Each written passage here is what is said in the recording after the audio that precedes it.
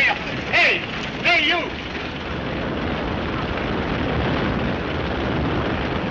Come on, get up here.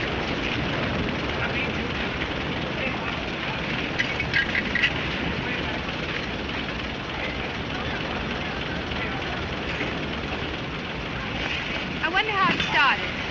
Lower your head. My head? Good color, splendid blending, nice lines. What do you think you're looking at? The Statue of Liberty at sunset? I never answer questions. It saves time. Suppose I had to answer your question about how this started. I'd have to say there are 202 ways of starting a fire with a match alone, and 17 different ways of lighting a match. Ordinary people do that. Careless people do that. Indians rub two sticks together just for something to do, until some tourist comes along with a lighter they can borrow. Oh, pardon me, we have a cigarette? No, thank you. Leaving so soon? Yes, it's time. I learned very early in life not to engage in conversation with handsome strangers. Now, King Gambrinus had the right idea. He was an old 15th century firegoer, too. Never missed a blaze, but he sensed a crying need after the fires. And one night, seated in his palace, deep in thought, he summoned his magicians, and they brewed a magic potion, sealed it in heavy casks, and chilled it in deep, dark cellars. And when this magic potion had reached its potency, what do you think they had? Beer. Correct. And there's a little place around the corner where this magic potion may be purchased at a price. Have a beer? No, thanks. Oh, that's too bad. Nice cold beer is very nice after a hot fire. How about some food? Thanks, no. A little stroll through the park, maybe? No, thank you. Well, there's hardly anything else I can offer you, without getting personal. You seem to think I was born yesterday. Let me see, what was yesterday? Sure you won't have a beer? Some other time. Some other place and some other drink, I hope. And some other girl.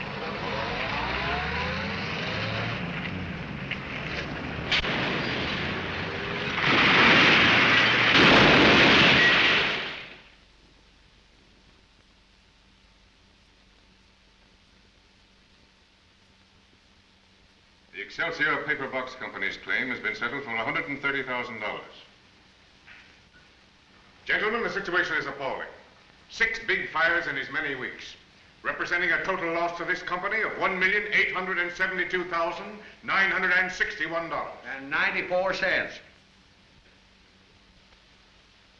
Mr. Grayson, you've had charge of these cases. I'm under the impression that an investigator is supposed to produce results. What, if anything, have you got to suggest? Gentlemen, we have some new and important evidence. I've incorporated it in my report. Your report tells us no more than the daily papers. Not as much. We don't want reports. We want results. I think I can promise you results. One of our advertising booklets was mailed back to us anonymously. It's obviously the work of a pyromaniac. Arson! Arson! Every time you investigators get up a tree, you cry firebug. Better get Tom Fletcher back, boys. You can see for yourself. Commercial Chemical Company. Deutsche Paintworks. Bristol Shipyards. Eureka Linoleum Company. Commonwealth Storage Warehouse. Excelsior Paper Box Factory. They're all here. When? That word when sounds ominous. Terrible. 6 fires already and more threatened. The biggest campaign of crime ever aimed at a fire insurance company. Well, that's some kind of a record. Better get Tom Fletcher back, boys. He's the best insurance investigator in the country. Digby's right. Fletcher's record in arson cases is unbeatable. And so are some of his other records. The last case he worked on cost us over $20,000. And saved you $100,000. Grayson, go get Fletcher. Sure, get him back. Yes, let's have a talk with him anyway. Go ahead.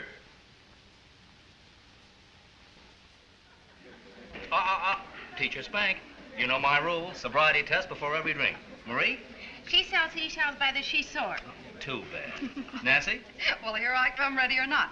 Peter Potter pecked a peck of peppers. Oh, and I've only had one. How sad. How utterly pathetic. Hello, Tommy. Hello, John. Children, meet John Grayson. How do you do? How have you been? A moot question, but this happens to be one of my moments. Will you join us? Oh, no, thanks. I'm here on business. You picked a bad time, John. I'm in conference. And now, Sally, slowly and carefully. I dread the thought of drinking alone. 6 sleek and supple salmon slapped on a platter for supper. Success! Your vacation's about over. You're going back to work. Really? Where? In Oceanic? John, you slander me. The board of directors is a little perturbed about this epidemic of fires. Oh, yes, I read the papers. It would seem that someone was indulging in a little home cooking. Something like that. What shall I tell them? You may tell that august body, the board of directors of Interoceanic, that Thomas Ignatius Fletcher presents his compliments and tells them to go jump in the lake. I think you can write your own ticket. They're pretty anxious to have you back. John, that touches me deeply, but not deeply enough. They gave me a raw deal. And now's your chance to even the score. I think they're ready to eat the well-known humble pie. Peter Potter, pick the sack of pickled peppers. Quiet.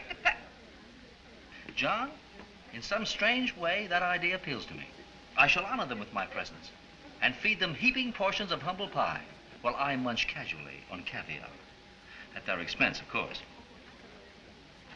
Jasper, my tabs, please. Not leaving, Tom. Sorry, girls, but duty calls. Oh, that's awful. John, we are now in company business. So list these as miscellaneous on the expense account. And don't stint, for Jasper is a friend indeed. Hurry back, Tommy. I'm sorry, gentlemen.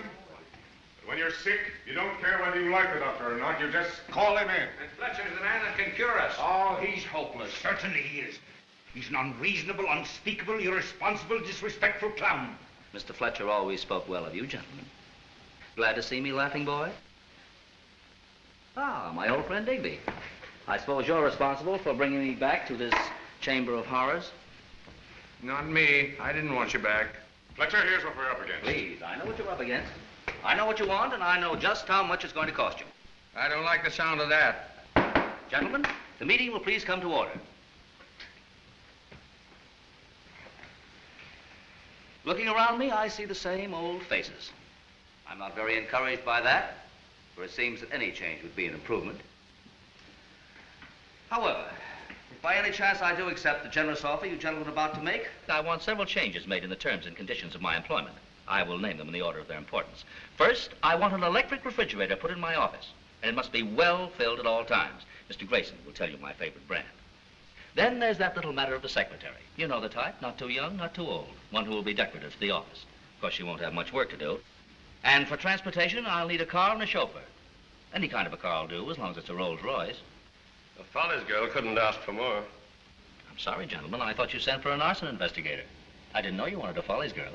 However, I would recommend that statuesque blonde, the third from the left, in the second act finale. Hold on, let's get down to cases. Come on, Fletcher. Stick a pin in yourself and let all the hot air out at once. Any other demands? Well, just a few minor details. Of course, my old salary must be doubled. Then there's that little matter of the bonus. What bonus? The bonus. For catching your pyromaniac. My idea is a modest little sum, say $100,000. What? Do you think we're crazy? Do we have to go into that? What do you say we call the whole thing off and go for a swim? Last one in is you know what. Stop the clowning and go to work. All right, Fletcher. It's a deal. Agreed. Send the contract over to me later. I'll be in conference at the Biltmore Bar.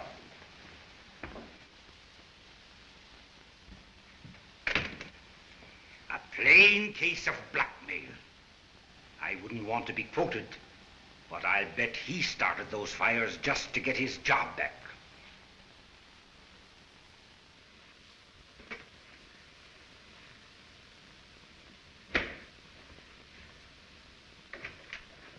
Good morning, John. Oh, hello, Tom. Your ice box arrived, and it's well stocked. That's a little small. Remind me to tell French to get a large one. Right, spring cleaning, John? Knowing the way Interoceanic operates, I'd rather bow out than be kicked out. Nonsense. I realize the fact that in talking me into this job, you talked yourself out. Such honesty of purpose should not go unrewarded. Give me Mr. French, the general manager. Hello? Hello, French. Fletcher. Will you have a desk rolled in here for me? What's the matter? Can't you use Grayson's desk?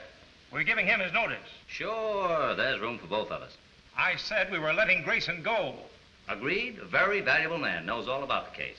Now listen, Tom. He's flopped on this thing and flopped badly. Be gratified to hear you say that. I tell you, I'm tying a can to him. Oh, yes. Yes, we plan to stick very close together. In fact, whether he goest, I goest. Thanks, French. Don't forget the desk. Say, if you think you can run this whole... Hello. Operator. Mr. Fletcher disconnected. Shall I call him back? Oh, never mind. Just order another desk moved into Grayson's office. But French had no idea of letting you go. Said I needed you around for balance. Well, if they feel that way, I'd like nothing better than to be with you and see how you do it. Swell, John. I plan to keep an eye on your work, too. Mr. Fletcher? Yes? Mr. French said I was to do your secretarial work. Good old French. He also said the job was only temporary. That all depends. Won't you sit down? Now, to get back to this case, just where are we and where are we going? This advertising booklet ought to be a big help. It has been a big help, but not to us. Young lady, take a letter to the board of directors. Copies to every member, please. Gentlemen, allow me to compliment you on your advertising booklet. It's a masterpiece. It's a great help to pyromaniacs, arsonists, and firebugs of all kinds. My suggestion is, in the future, any pamphlets going out to the general public be accompanied by a small can of gasoline and a box of matches. Respectfully yours, Tom Fletcher. Will that be all, Mr. Fletcher? I am optimistic enough to hope that it will not be all. Did you notice that all these fires happened on weekends or holidays? Yes, as though the firebug wanted to make sure not to endanger life. And that would indicate that it was not a general arsonist, but one who has a particular grudge against interoceanic. Correct, John. You'll also notice that the fires occurred in the exact order the buildings are listed in this booklet. I discovered that after the second fire. Nice going, John. What did you do about it? Put guards in all the buildings. But that didn't stop the fires. No, it didn't. We might just as well have hung a sign out. I can't understand it. They're all good men. John, I want you to call off all the men working on this case. All of them? I'll have my men take over the situation. All right. I do it in person. In person? In person. All right. Oh, in person. Oh, yeah. Stop by the office and get your check. I'll let you know if I need you again. All right, Mr. Grayson.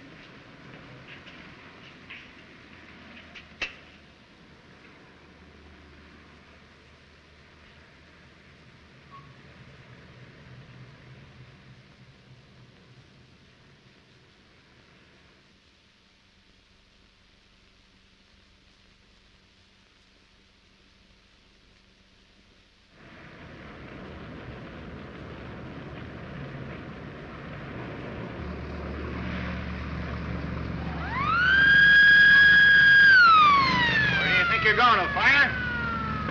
You guessed it, officer.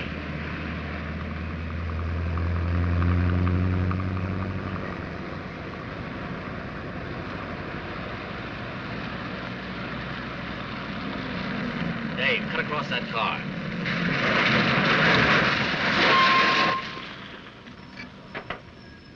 Why don't you look where you're going? I never answer questions. It saves time. Will you please tell me why your chauffeur cut me off? Curious, that's all. It's a fire investigator's business to be curious, particularly about people running away from a fire when everyone else is running to it. Well, I'm not running away from the fire, Gambrinus. Oh, hello. I didn't know it was you. I was just going around to Ninth Street to get a better look. They wouldn't let me through the lines. But you make that all very simple. Do I? Certainly. The police won't stop me if I'm with you, will they? We'll soon find out. Hop in.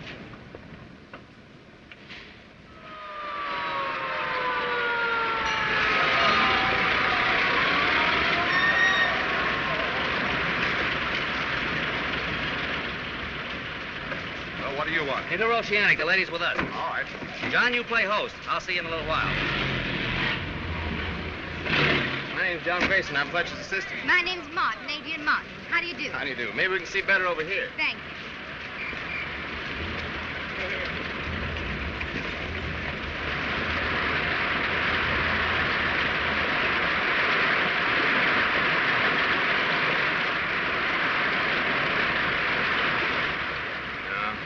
Finding a backdraft. Doesn't look so good.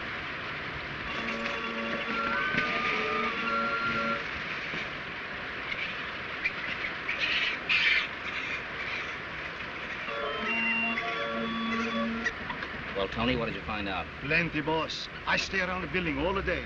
Everybody, she come home. You know, get a half a holiday. Make a bigger fiesta. Hey, never mind that. Anybody come out later? Well, two people. So one a little fella. He's much scared. And then a bigger fella comes out, a fancy guy. He looks soft. He looks it down. Then he goes away. You think you could find him in the crowd? One is a catched already. Over there? Josephina, she pointed him out. Josephina, you're my G-man. Come on, Josephina. Show Mr. Fletch.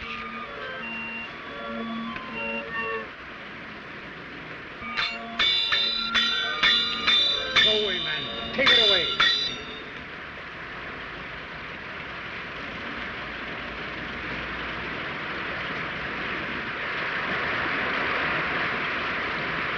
Some fire, huh? Yeah. Interested in fires? I ought to be interested in this one. Why? That's my factory burning up. Oh, then you must be Mr. Crane. If it interests you, I am. And if it interests you, I'm the investigator of the Interoceanic. I'd like to ask you a few questions. Tell me something about this Mr. Fletcher. Well, he's the best fire investigator in the world. That's an odd sort of fame, isn't it? Yes, in a way. I've heard a lot of people say that if he weren't an arsonist at heart, he wouldn't be such a fine investigator. You mean set a thief to catch a thief? Yeah, something like that. He must be very clever. Tell me some more about him. Well, thanks very much, Mr. Crane. I'll call on you later. Young lady, when the Honorable Tommy passes into the great beyond, half the girls in town will be out shopping for morning outfits. Well, John showing you all the fine points of firefighting? I've been learning everything a young girl should know, particularly about investigators. Oh, very nice. Building me up so I'll have further to fall. Well, she wanted your biography. Oh, but the best chapters are yet to be written. Oh, I know something about your history. Your friendship with that noble monarch, King Gambrinus, and that little place around the corner where his magic potion may be purchased at a price. Shall we have a beer? Some other time. Some other place? Some other drink. And some other girl? Some other girl won't do. You know, I'm disappointed in you. Not only as a Prince Charming, but as a fireman. No good detective wastes his time in whining and darning when he should be working. She should be on our board of directors. Oh, but really, I've been working very hard on the most interesting case. And what might that be? You. Me? But why are you so curious? The National Correspondence School of Detectives always taught me to be curious of stray beauties. Well, the young lady's 24. She's lived in France for the past 5 years. And she's an orphan with no mother to guide her. Doesn't that suggest possibilities? And now that that's settled, why don't you get busy and tell us who started those fires? Well, it's too soon. You can't figure things out ahead of time. Well, if I were working, I'd have some suspects. Ah, but I have my suspects already. You have? Mm-hmm. Everyone in here. Plus the board of directors, plus the minor employees of Interoceanic, plus John Grayson.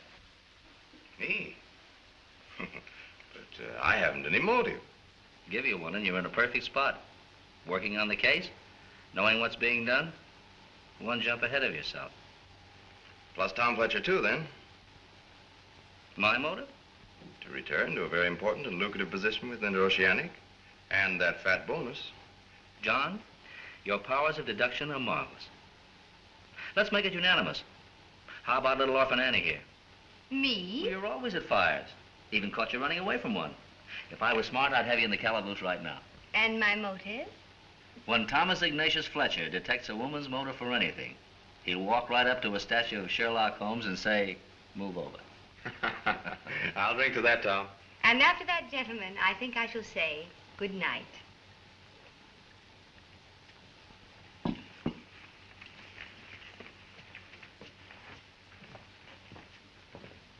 You wanted to get into this investigation, Tommy, so I'll see Miss Martin home. This miles out of your way, old man. Not at all. I don't mind a bit. It's a pleasure. Pleasure? Why, it's an honor. There seems to be some dispute here.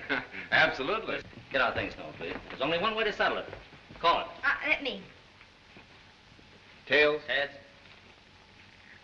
Heads. Sorry, John. Make yourself at home. You'll find a good book in the icebox. A penny for your thoughts. They're not for sale. 2 pennies. I was just thinking, that's the first serious thing you've said to me since we've met. Well, that evens. score. Now, shall we start all over again? Then just be ourselves? Yes. All right. You know, you must hate me. On the contrary. Why should I? For taking up so much of your time when you should be working. Well, frankly, there's nothing for me to do. I mean, about the fire. Oh, you can't find out anything about a fire while it's blazing. It's like a love affair. You mean you never really understand it while it's flaming? It just happens.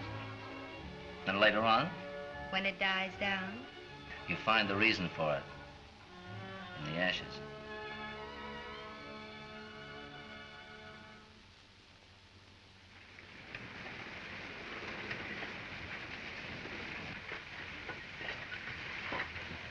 Hey, there it is. Down there under that pipe. Now, don't touch it with your hands. Pick it up with your axe.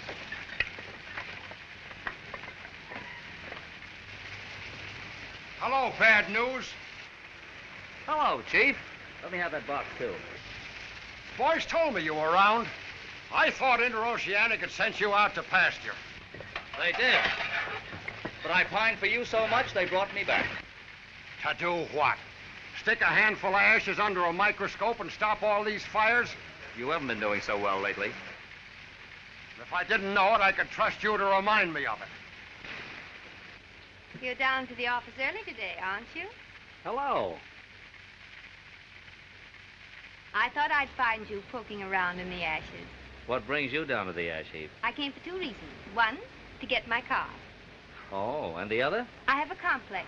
I want to be a fireman. Don't tell me your mother was frightened by a fire horse. Take off your hat. This is a very solemn occasion. Put your left hand in the fire plug. Raise your right hand. Do you solemnly swear to learn to play pinochle dress in 10 seconds, slide down the pole, hang on to the hook and ladder, break into windows, flood the cellar with water, when the fire's in the attic, sound the siren, ring the bell, and chop up pianos with axes as all false alarms? I do. Then you're a fireman. In that case, I'll go right to work. What have you got there? Souvenir. I get one at every fire.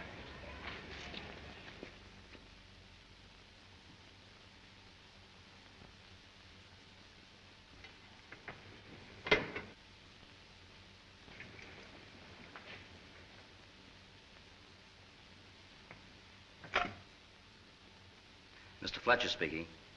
Under no condition ring this phone until you get further instructions from me.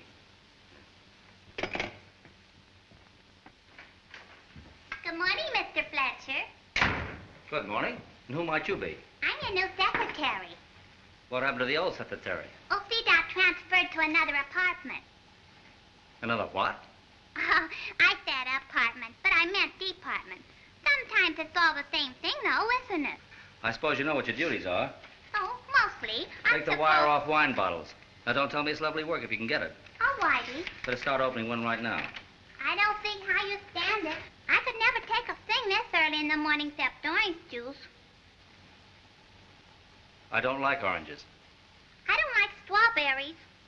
Do they give you a rash? Mr. Fletcher, after all, you ain't my doctor.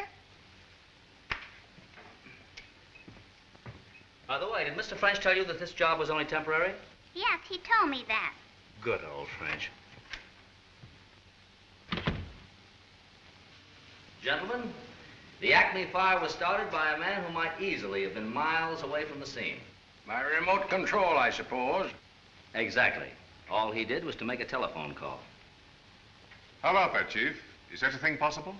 I've been a fireman for 32 years, and I've yet to see anyone start a fire by sticking a nickel in a slot and saying hello. Of all the fantastic stories. If you gentlemen will pardon me while I make a phone call, I'll try and convince you of my statement. Presently.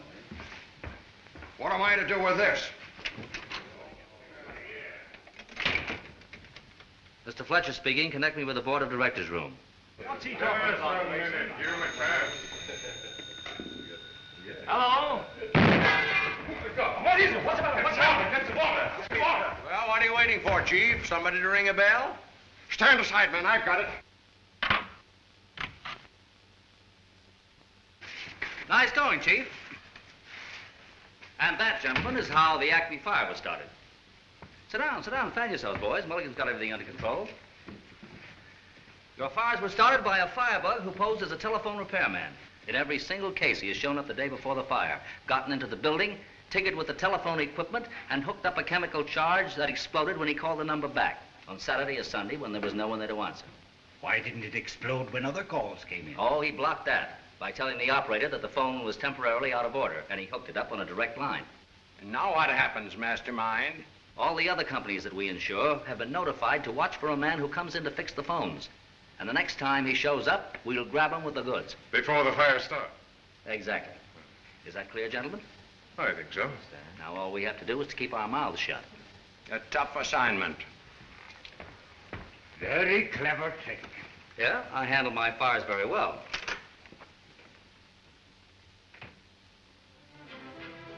Oh, I'd love to have seen it. It sounds better than a show. It was a show. The phone rang, and from then on it was like a farce. You should have seen those directors hop. Were they surprised? I mean, when he proved to them that it was a phone call that started the fire? Were they? Their mouths open so wide they could have swallowed baseballs, and Mulligan was the funniest. Tom Fletcher is clever, isn't he? To figure that out from a tiny clue. Well, I did the detail work on it. My congratulations to you, too, then. Where do we get our man? Did they get a description of the man? No, he was seen changing the phone, but nobody paid much attention to him. I'm betting on Tom Fletcher, though. And you, too, of course. Say, how about forgetting Tom Fletcher for a while and having dinner with me? We'll run up into the country. I'm awfully sorry, John, but I can't. Know the date? Yes, and one I can't very well break. Would you if you could? I think I would.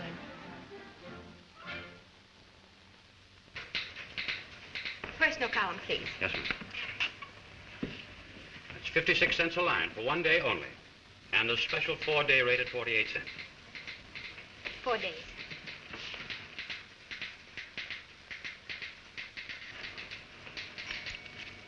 Thank you.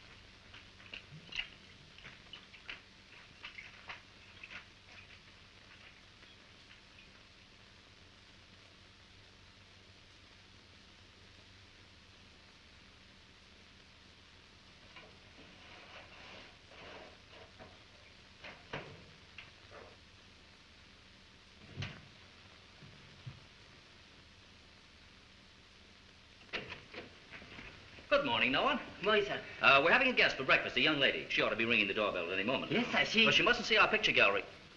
Oh, you've taken down the photograph of Miss Wilson, Miss Dale, Miss Moore, and Miss Broderick. Yes, sir, all gone. I put away. A young lady, She's most unusual, Noah, but she has faults. Her nose turns up too sharply, her eyes are the wrong shade of blue, and sometimes in a serious moment she seems a little cloudy in the belfry. Well, I don't know, there's something about her. But with all those faults, you still invite her over to Sunday breakfast. Well, you got here early, didn't you? Your powers of deduction are marvelous. I feel very flattered to be leading the field. Noah, why didn't you tell me that Miss Martin was here? Oh, try to very hard, sir. You talk too fast. That's what I said. You shouldn't creep up on people like that. It's a habit you must break yourself of. I'll try very hard. Strawberries and champagne. And very good, too. It's an old family custom, started by my great-great-great-great-great-grandfather. Give.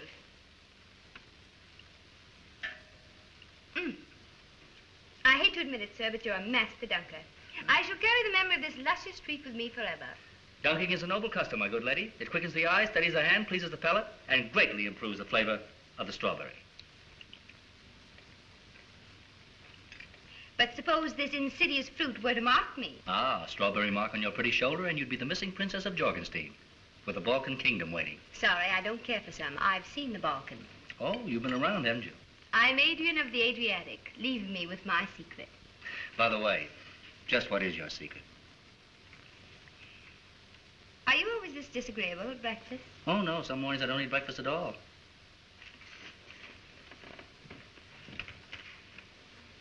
I want to ask you just one question. Remember, you don't have to answer. That's what I said. Someplace in your dark and shrouded past, there ain't been no wedding bells. Has there, little gal? No, Chief. Nary a tinkle. That's all I wanted to hear, darling. Because there ain't been none in mine either. And it's high time. There go your wedding bells now. That's why I call it the irritator. Something's coming up. Sorry, Noah. Where is it? Walnut and West, Madison Knit Goods Company. We're right on schedule, too.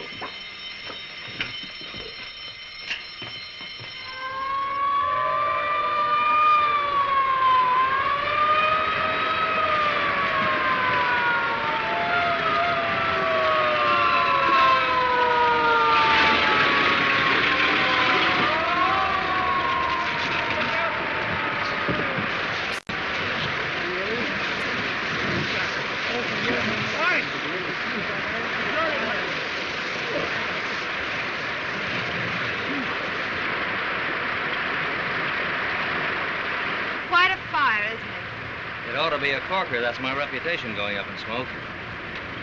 Oh, here. Take this badge and go where you like. I've got a little work to do.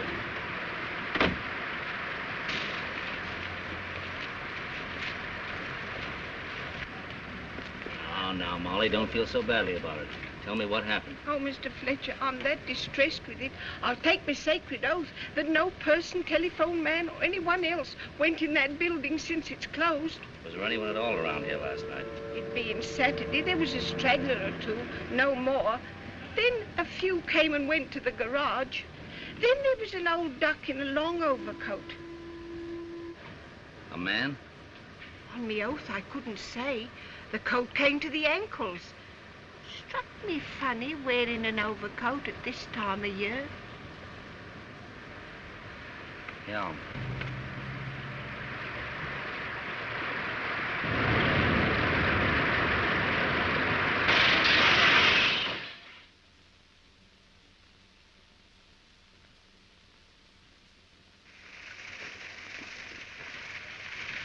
That don't look much like a skylight now.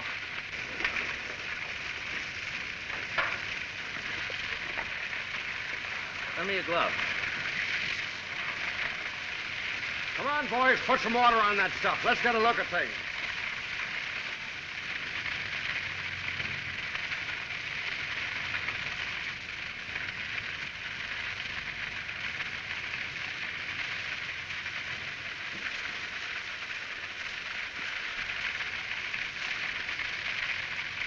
Hey, that's my glove. Hey, you've got another one? Sure, but I got two hands. You'll need them if you ever take up the saxophone.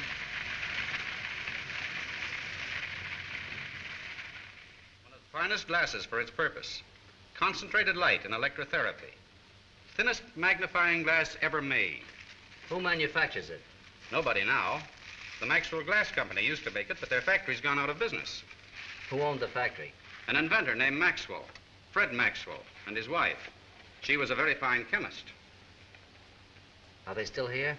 That I couldn't tell you. Much obliged. Send your bill to my office. No, I'll do that all right.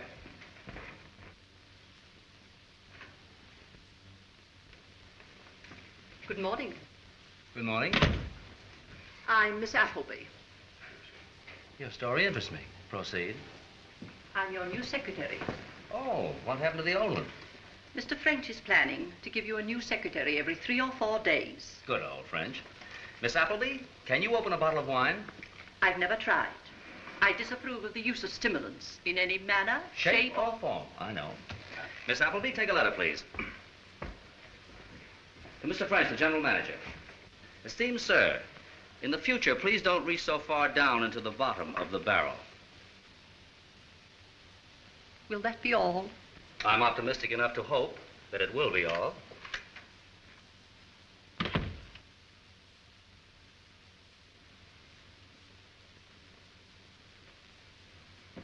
And that, gentlemen, is how the Madison fire started. Here, Chief, put this out, will you? They removed a pane of glass from the skylight and substituted a piece of optical glass. They placed it at such an angle so that the sun's rays would hit it about 11:30, and you see what happened. The goods, which had been chemically treated, were ignited. Did it take you a whole week to find that out? No, but it took me 6 days and nights in the laboratory to find out what this was. A non-evaporating chemical which bursts into flames. Did you discover the formula? I did. But it goes to the archives of the Department of Justice in Washington tonight. Seems that you boys talk too much. Explain that remark, please. Gladly. We're the only ones who know about the telephone hookup. That bit of knowledge leaked out and warned the firebug to change his methods. What's the next step, then? Frankly, I don't know. First time I ever heard you say that. I'm sort of on a blind trail. The company that made this glass went out of business 7 or 8 years ago. The Maxwell Glass and Instrument Company, owned by Fred Maxwell. I remember that company. Well, you ought to. You broke it. We refused Maxwell a loan on your advice. Oh, yes, I remember now. We got a bad report on him, and he swore to get revenge. And it wound up in a big suit against one of our other companies. I think I recall that case. Yeah. Don't strain yourselves, lads. You remember enough. Come on, Johnny, we've got a little knitting to do. The rest of you are dismissed. School's out. Better dig into the files on that Maxwell case. Get what you can on it and bring it to my apartment tonight. All right, I'll get right on it. I'll see you around 7. Say, Tom, there's something you ought to know. Yeah, all right, fire away. Well, somebody else knew about that telephone setup. I accidentally talked about it myself. To whom? Adrienne. Adrienne? How did you happen to do that? Well, to be perfectly frank with you, Tommy, I've grown pretty fond of her. We were having a drink together, and I told it more as a joke than anything else. It's foolish of me, I suppose, but she won't let it go any further. We know that. John, when your mouth's closed, you can't put your foot in it. Remember that. You better get to work in that Maxwell case.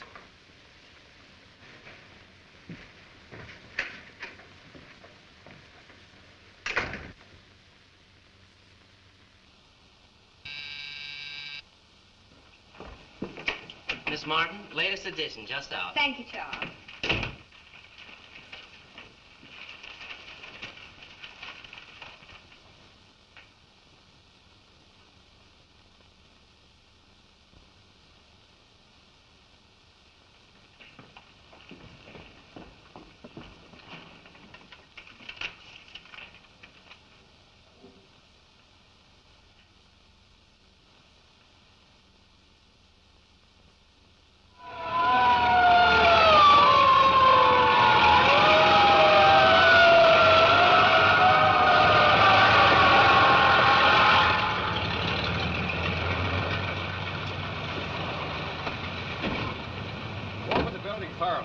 Back to the barn.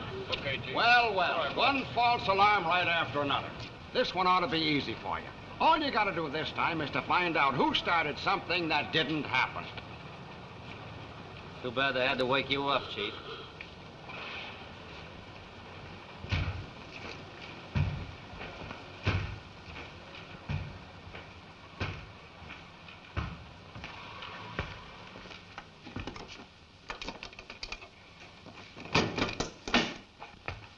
Oh, hello, boss. Did you turn in that alarm? No, I didn't know anything about it until I heard the sirens. Anybody wise to you? No, they think I'm a regular watchman. Keep your eyes open. This false alarm may be something new. I'll be careful, sir.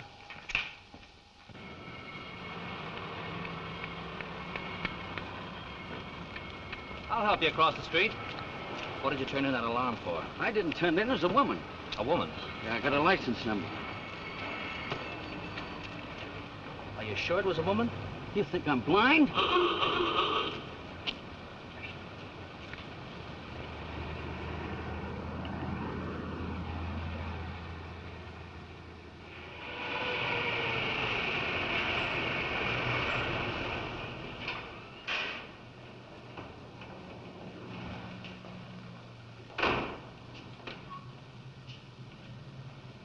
Yes, sir? I'm from the insurance company. Where's Miss Martin's car? Right there, beyond the second column. Thanks.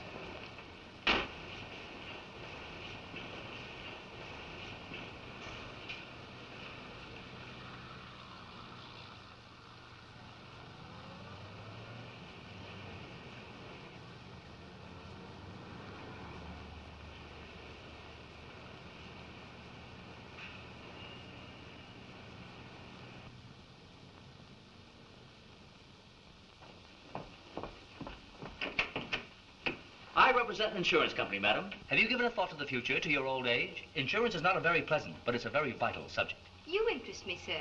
Won't you step in and show me some of your samples? I was in the neighborhood, so I thought I might buy a drink. Well, I'm just having some tea. Will you drink that? Well, if I must, I must. Working hard? No, there hasn't been a thing doing. Oh, I thought I heard fire engines go by a little while ago. Go by where? The hotel here. What time did you get back? Oh, I haven't been out. As a matter of fact, I was taking a nap and the engines woke me up. Lemon? Thanks. Oh, it's probably a little far someplace. Would you like me to call and see? Oh, no, no. Anything important, they'll let me know. Why did you ask me if I'd been out? I thought I saw your car parked in front of the Biltmore. Oh, my car hasn't been out of the garage all day. You think I'd be running around like this? You're a terrible detective. I'm beginning to think so myself. Well, if we're going out tonight, I better run along and dress. All right. And I'll try very hard to make myself beautiful. Ah, it wouldn't be hard. Thanks for the tea. I hope it doesn't make you sick. No, I've been on a liquid diet for a long time.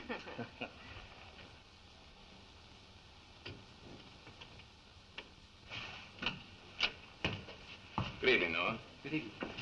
Mr. Fletcher in? Yes, sir. Go right in, please. Come on in here, John.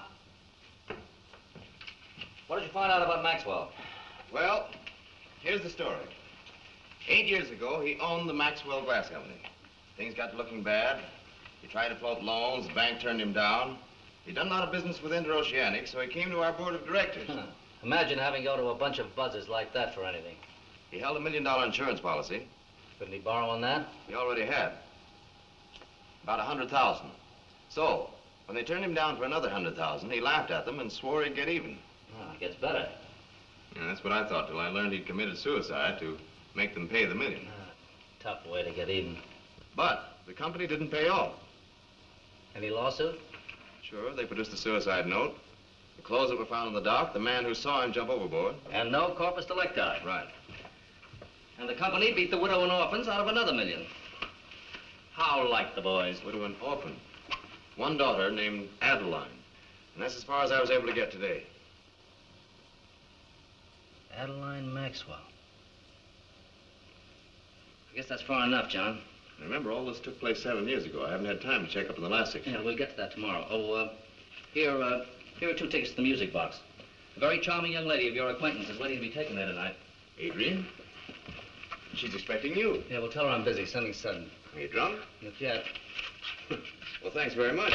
Say, I'll have to run along and dress, won't I? Yeah, drop in after the theater.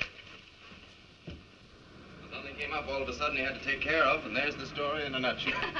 Very nice if you like nutshells. But what's he supposed to be doing? Looking for the firebox? Ah, young lady. What Fletcher is to, nobody knows.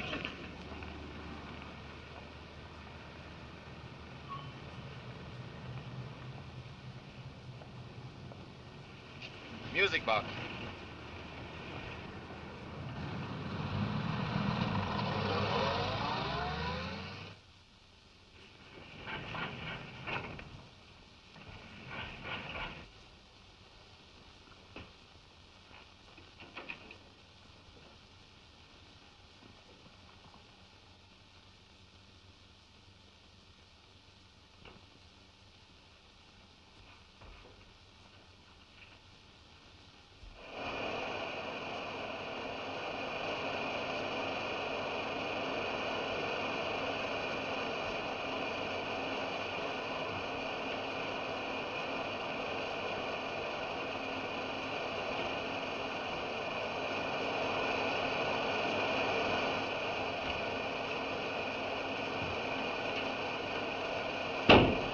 Hey, what's the idea of all that noise?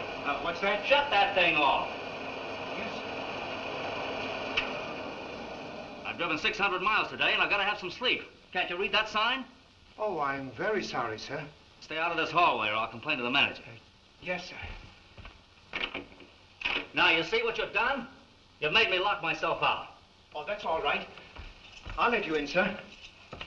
Got to be careful about this. Yes, sir.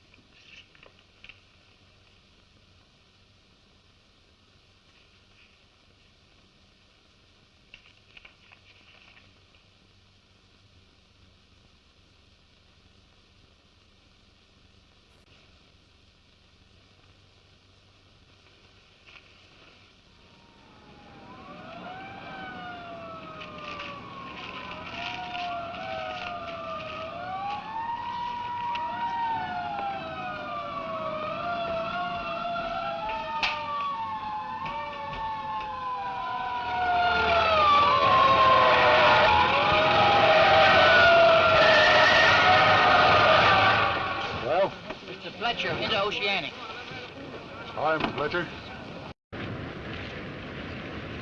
All right, come on. Somebody hurt? Yes, it was a watchman.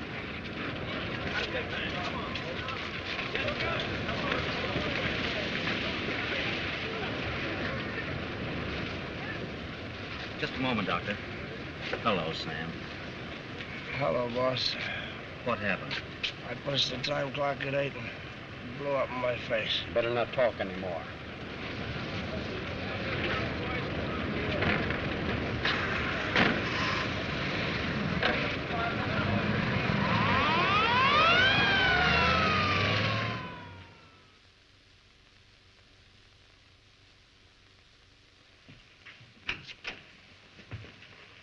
No, bring me a drink. Yes, sir. Wait a minute. Changed my mind. Bring me several drinks. Yes, sir.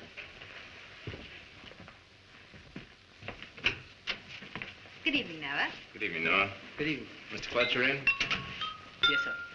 Come in.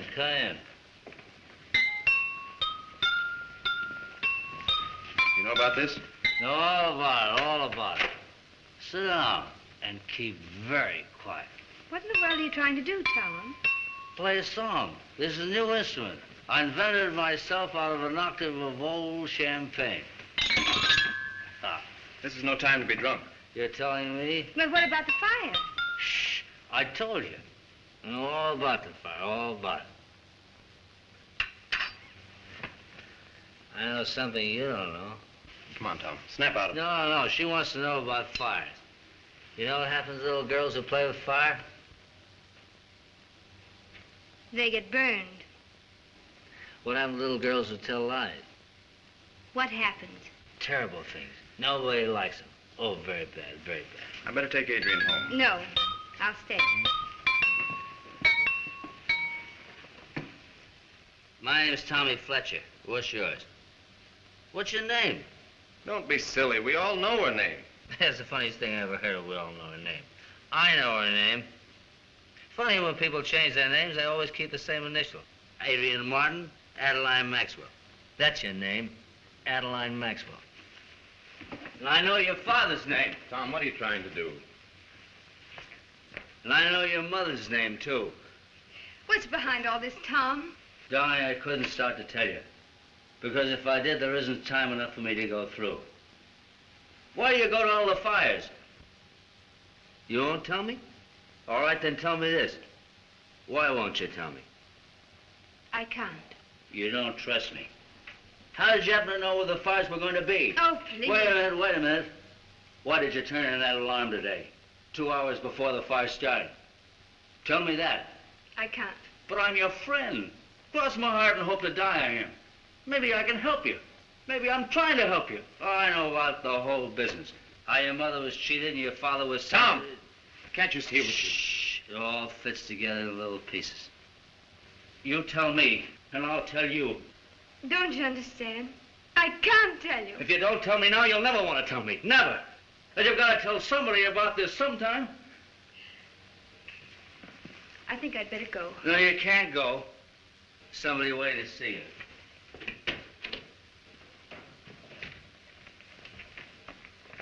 You Adeline Maxwell? Yes? I place you under arrest on the charge of arson. This is Mr. Cole, the district attorney. We'll go to his office now if you're ready.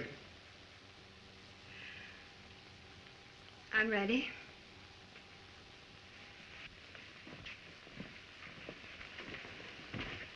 Adrienne. I'm going with you. John, please keep out of this.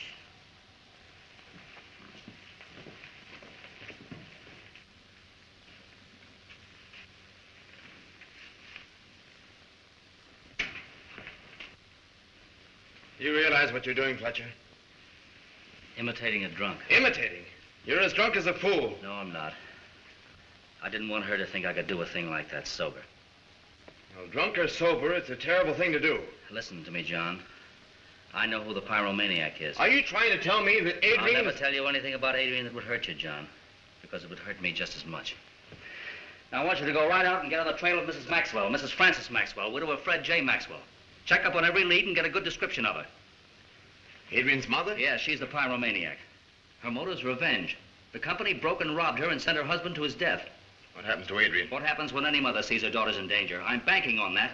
She'll come out of hiding to protect Adrienne. Now, I'm going back to the office. Get what you can, bring it by there.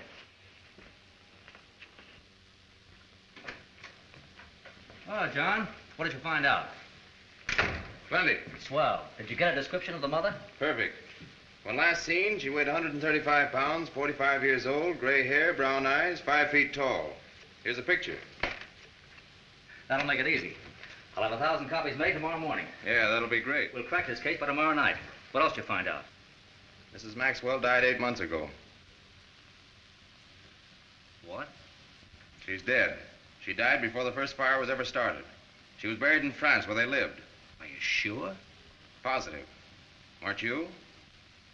What do you mean? What are you imitating now, Fletcher? A man who's surprised? You framed that girl. You're wrong about that, Grayson.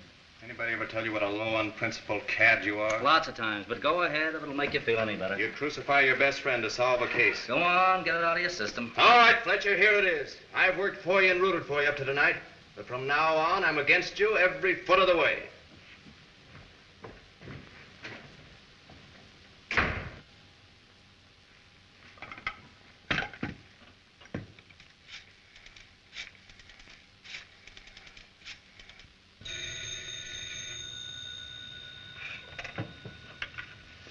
Hello.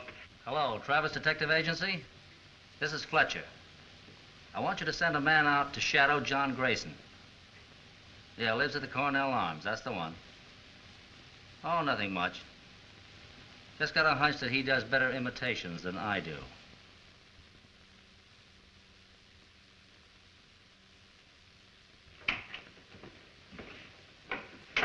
Cope, I want that Maxwell girl sprung. What's the point? The point is I've missed on the case. That's why she won't talk. She knows nothing about it. I made a wrong guess. Go on, tell me some more. Now look, I'll take the rap with the newspaper boys or anybody else. I built the case against that girl deliberately. Out of nothing. Planted the evidence. Framed her. The whole thing's a mistake. But it isn't my mistake. Everybody knows you're stuck on this girl, but be reasonable, Tom. Why, the case is spread all over the front pages. Public opinion demands a trial. Now, if you can go out and convince the voters who put me in office that the girl is innocent, I'll spring her tomorrow. Can I see her? You know better than that. She's an arson arrest. Held incommunicado in the psychopathic ward? That's right. I can't even see her myself until the alienist complete a report on her mental condition. Grayson's been around trying to see her, too. I had to turn him down. Even the newspaper boys can't talk to her. It's only fair to warn you, Cope, that some way or other I'm going to spring that girl. There's only one way that you can spring her, and that's to go out and find me the real pyromaniac. Well, look who's here. I was just going to send the boys out to find you. Well, Chief, what's on your so-called mind this morning? We policemen may look dumb, but you shouldn't try to pull the oldest gag in the world on us. Look at this. All wrapped up in cellophane. Yeah, he said it, with love and kisses. Tom, love is blind, but the jailers ain't. Now, here's an apple. All you have to do is pull the stem, and inside is a little note. It's got whiskers on it, and tried by a man who calls himself smart. I'm surprised. But listen to this. A, I got you into this, and I'll get you out. Love. F. Old man remorse. He's been telling me the same thing. You guys are pretty smart, aren't you? Tom, on behalf of the guards at the county jail and the police department, I want to present you with this as a token of our love and affection. And you can either eat it yourself or return it and get your money back. And let this be a lesson to you, Tom. I'll have to hand it to you, Fletcher. You're a good judge of fruit.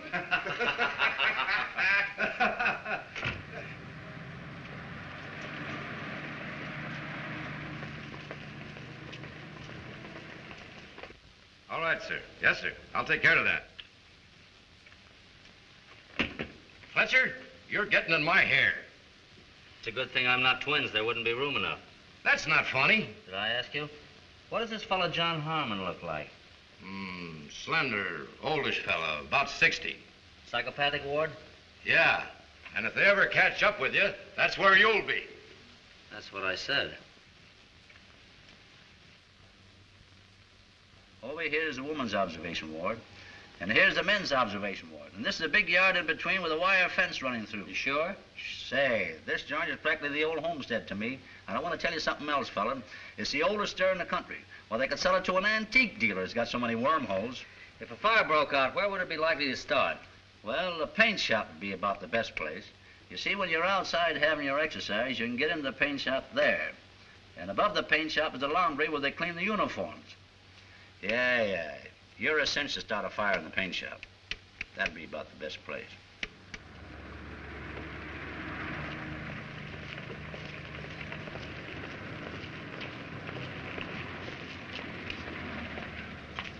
Give me a cigar, Bub. Certainly. What kind? 5 center.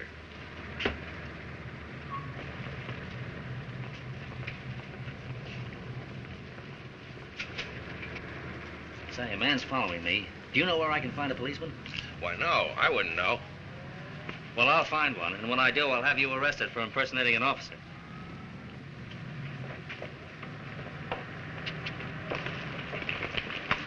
Can you tell me where I can find a policeman? What? Woman without an umbrella. Across the street, there she was, 5th Avenue streetcar. John pulled the gun, shot the baby. No ambulance around when he arrived. What do you mean? Well, you dumb flatfoot woman without an umbrella. Johnson Troy shooting fast, 45th Street, Kudo fast. Pulled out the gun, hit the pillow, shot the baby. No ambulance around when the elephant got there. Are you crazy? Crazy!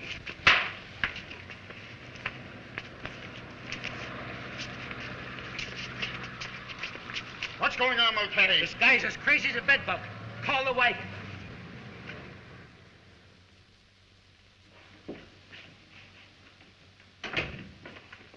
Well, hello, John.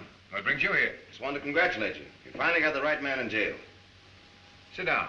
Tell me that again. Maxwell case. Fletcher's your man, all right.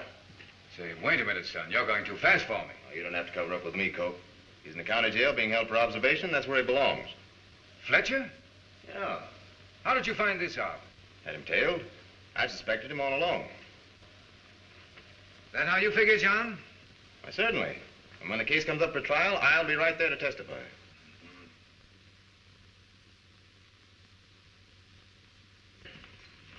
No. John Harmon. All right, Al. Get in line. Tiberius Jones. All right, Al.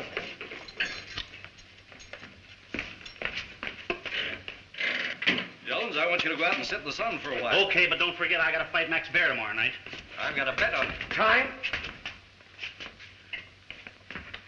Frank Olson. All right, Al. I'm tired, old boy. Olson, you're being allowed in the yard for a little exercise. But don't talk to any of the men. Me? Talk to them? No, sir. They're all crazy.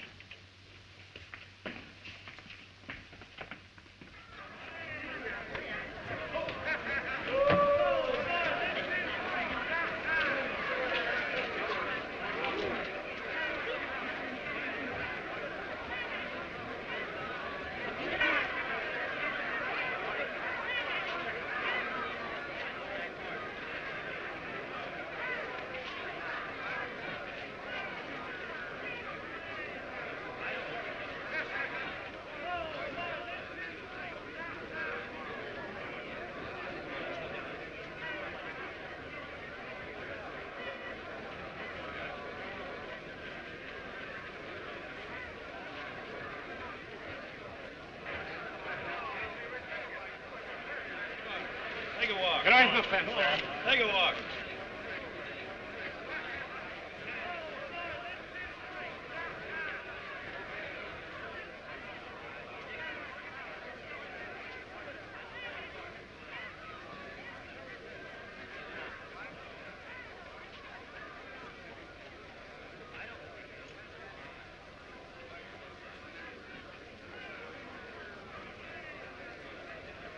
Looking for someone?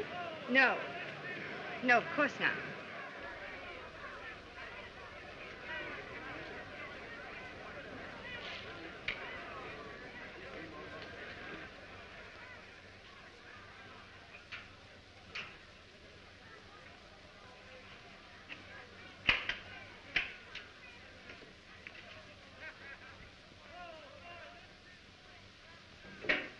Put it down, Maxwell. You're through. Think so, do you?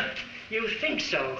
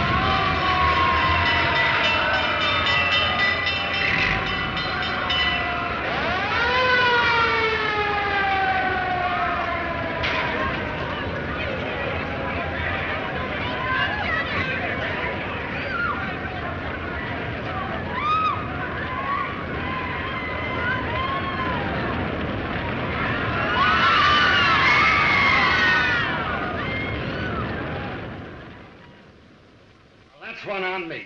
I never suspected Maxwell was behind all this. It makes two of us. I have a confession to make, Tom. I suspected you. I'm sorry. Oh, why be sorry? I suspected you. Yeah, I know, but I had a detective on your trail. Yeah, I found that out. But you weren't really suspicious, John. I had your phone wiretapped, a dictaphone in your apartment, and 3 Sherlocks tailing you in 8-hour shifts. And it was Maxwell all the time? On alone and unaided. According to his confession. Right, Cope? Well, it's mighty lucky he lived long enough to tell the true story. If he hadn't, the boys would have arranged to make this place your permanent address. We might yet, unless you tell us how you worked it out, Tom. Well, it was easy. After I tumbled to the fact that there was no real proof of Maxwell's suicide 7 years ago. Well, but we found a suicide note then, and his clothes. But you didn't find the body. Remember that, Chief. If you ever want to commit suicide, leave the body around so we'll be sure. But that didn't lead you to look for him in jail. Well, if I must, I suppose I must. Now, step by step. The girl was in jail.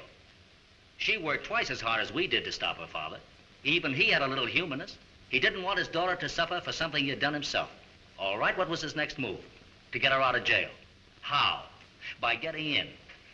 And once in, he used the weapon he knew so well, arson, to create confusion and cover their escape. You didn't pick all that out of the air without a single clue, did you? No, I had a clue. Just one. You handed it to me, all wrapped up in cellophane. You see, F stands for Fletcher, but it also stands for father. F? F? Yeah, that note in the apple. You see, gentlemen, I didn't send that basket of fruit.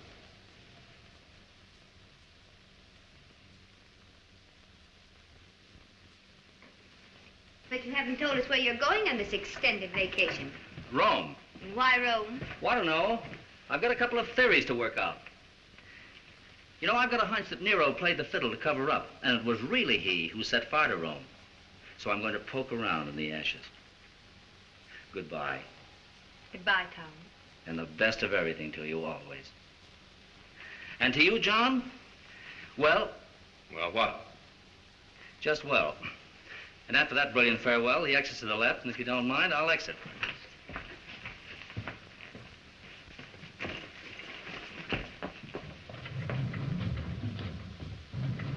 Down, please. Where are you going? Rome. Really? Really. I have a theory of my own. Do you think you'll find the answer? In the ashes? I think I will.